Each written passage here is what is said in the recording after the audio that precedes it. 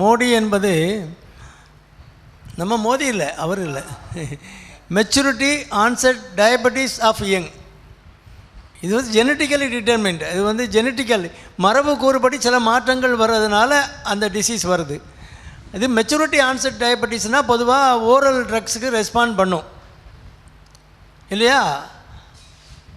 ஆனால் யங் இண்டிவிஜுவலில் சின்ன குழந்தைகளில் வர்றது வந்து இன்சுலின் தான் டைப் 1 மாதிரி ரெஸ்பாண்ட் பண்ணணும்னா இன்சுலின் தான் அதுக்கு ட்ரக் ஆஃப் சாய்ஸே. ஆனால் மெச்சூரிட்டி ஆன்செட் மாதிரி அதுக்கு ட்ரீட்மெண்ட் பண்ணலாம்.